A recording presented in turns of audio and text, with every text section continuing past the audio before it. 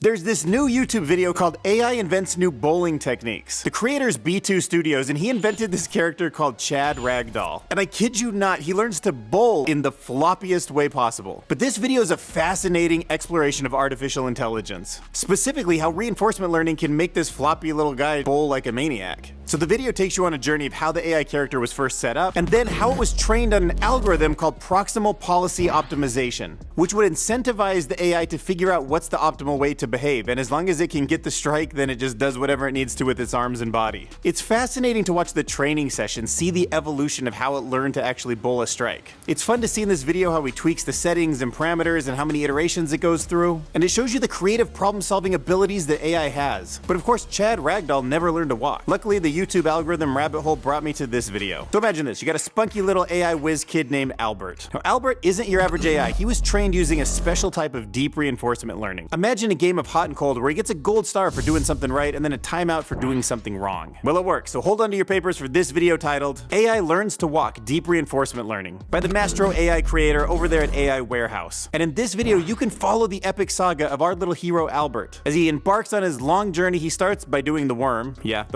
then learns to skip, and finally his first step. And sure, there's some bumps along the way. Look, turning around hitting buttons is harder than it looks, okay? But our determined little Albert doesn't let things like that keep him down. So now let's jump from the simulated world to the real world, where creator Matt Wolfe has some cool IRL stuff to show us. So Matt Wolfe showed off this cool video that he made that uses two different types of visual capabilities that AI is helping us with. First, in IRL, he has a motion gimbal that was using face tracking to follow him around as he moves, so it looked like a second cameraman was there. Meaning this whole video that you're watching is an impressive one-man operation. And you can see it in his video called This AI Camera Filmed This AI Robot. So the new gimbal is called the Insta 360 Flow, so it recognizes the face and converts that into the actuators to make it move. But even more impressive, I think, was creating such a realistic robot, and he used that using a tool called Wonder Dynamics, which definitely added some serious Hollywood-level visual effects to this footage. Now let's jump over to the business side of YouTube AI videos, where this creator challenged himself to build an entire company in 5 hours using AI, and he did way better than you'd expect. So picture this, you're a solo entrepreneur and you have burning ambitions to build an AI company, but you're up against the clock with only 5 hours to spare. I mean, it sounds like a daunting task, doesn't it? Yet there is a video on YouTube that embraces this challenge with open arms, and that creator is called All About AI. In this video, the creator embarks on a thrilling journey, single-handedly building an AI-generated content company from the ground up.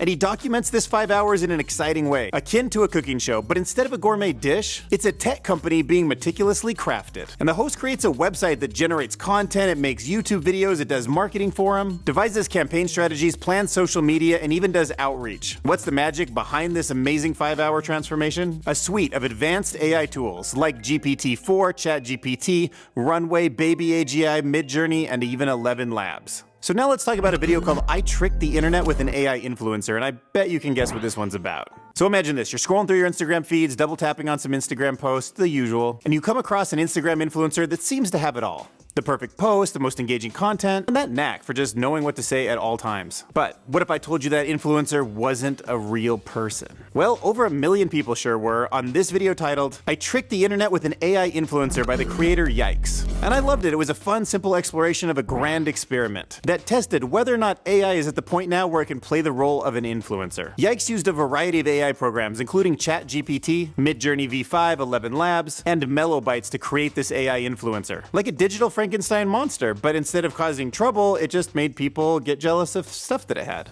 So next time you're scrolling your TikTok feed, keep this influencer in mind. Instead of a creator who made an AI avatar for social media, here's the reverse. An AI system telling a creator what to do. So imagine giving up control of your life to an AI assistant named Eve. You're gonna do it for 100 hours to see if it can make you a little bit happier. Well, that's exactly what this YouTube creator named Mack did in his video, surviving 100 hours controlled by AI. So to start, Eve had him wake up early, go for a workout, and then eat healthy, which I would say he struggled with, just per se.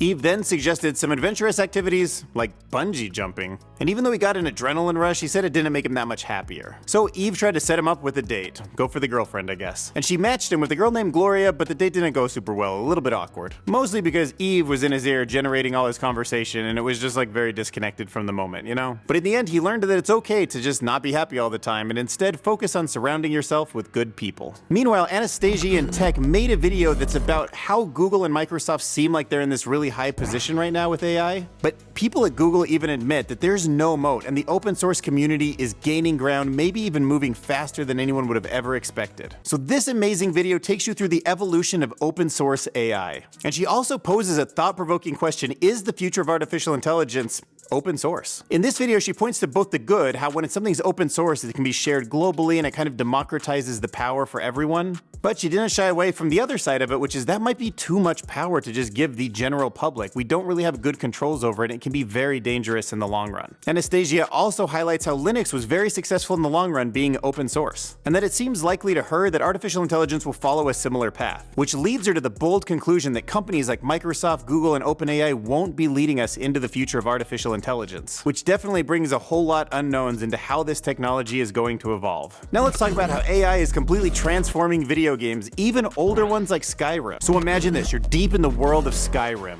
a realm that's full of dragons and dungeons and daring adventures. Well, in this video, you won't believe how Chatgpt AI changed Skyrim forever by the creator ESO unveils a revolutionary gaming mod that does just that. It employs a trio of artificial intelligence techniques, including Whisper AI for speech-to-text translation, Chatgpt to generate the character responses, and a third AI agent that's used to know about all the characters in the world. And it's cool because now he shows how you can walk up to an innkeeper and ask her about some rumors in the city. And these rumors come from a large language model, so these were not designed by the game creators. And it shows how you can actually reminisce about past adventures, you can get help on your quest, or you can get combat tips. It's like the characters have really come to life. And the craziest part is it's applied to a game that's over a decade old. It's just breathing new life into old technology. So there was this, very long form interview. It was 2.5 hours on artificial intelligence. But I felt like I got some real insight from a true expert, and it was just an amazing experience, so I wanted to share it. And when you start to synthesize this conversation, you realize that you're learning a lot about how your brain might work too. They're learning a lot about us. So the interview was conducted with this guy named David Foster. Now he wrote the book, Generative Deep Learning, and he was on the podcast called Machine Learning Street Talk. But the time flew by, and it reminded me of like an old school Lex Fridman podcast where you can really dive into this stuff. Of course it was technical, I had to pause it a few times to go to Google to search what they were talking about, but that was worth it for me. And the biggest highlight for me was when David started talking about why we shouldn't actually be giving references to Chatgpt, why we shouldn't think of it as an opinion or a news source, because it's really a snapshot in time of our collective intelligence, which is always changing and evolving. Okay, so I had to go back to Matt Wolfe. He had 2 videos this week, and this is, two good videos. I wanted to cover it because his video gave me lots of thoughts about how I actually go about producing this video that you're watching. So in the video called My AI Brain to Make Life Easier by the creator Matt Wolfe, he shared all of these interesting AI tools and how he uses them to synthesize all the information each week. So first, he uses Chatgpt as a personal YouTube consultant, providing information about how his YouTube channel is doing and then asking for advice, could be YouTube titling or marketing, that sort of thing. And then he showed me a tool I've never heard of called My Mind, which is like a massive Pinterest board, but it uses artificial intelligence to tag all the information that you put in.